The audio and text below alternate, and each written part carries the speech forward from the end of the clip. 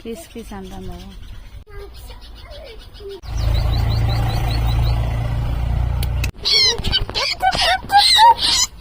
అందులో ఎత్తుంది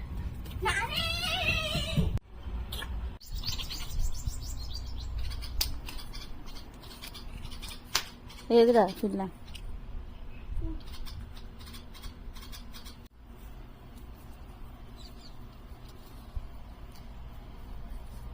ఇక్కడ ఉన్నది ఇక్కడ.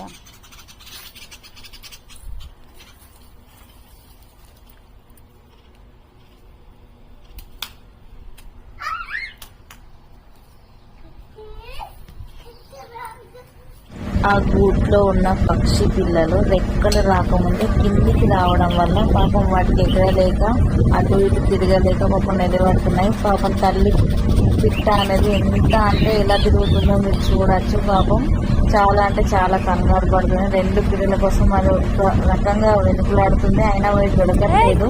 దొరికినా కానీ వాటికి రెక్కలు ఇంకా సరిగా రాలేదు, ఎగరలేకపోతున్నాయి. ఆ గడ్డిలో సరిగా కనిపించట్లేదు.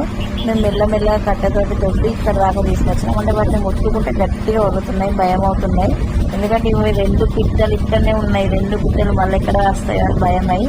మళ్ళీ ఇంకోటి ఏంటి అంటే మనం తీసి గూట్లో వేస్తే పిల్లలు తల్లిలు అనేది గూటికి రావట అని అన్నారు. అందుకనే సైలెంట్ గా ఉన్నాం.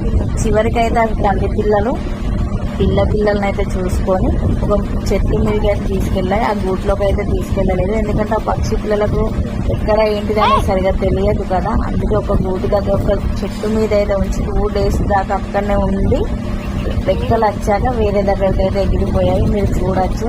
కానీ ఆ పిల్లలు అలా తప్పు చేయడం వల్ల ఎంత అంటే అంత తల్లి అనేది ఎంత ఆరాటపడుతుందో ఒకసారి చూడండి. తల్లి అంటే అలానే ఉంటుంది అని ఇవి చూసాకైతే నాకు అర్థమైంది. ఎంత చూడండి ఎంత పైన చెట్టు మీద పిట్ట పిల్లలు ఉన్నాయో. వాటికి ఇంకా రెక్కలు కూడా సరిగా రాలేదు. 2 days పాపం ఎండకు అలానే ఉన్నాయి. వాటిని చూస్తే బాధ అనిపించింది. మీకు ఏమనిపించిందో ఖచ్చితంగా కామెంట్ చేయండి.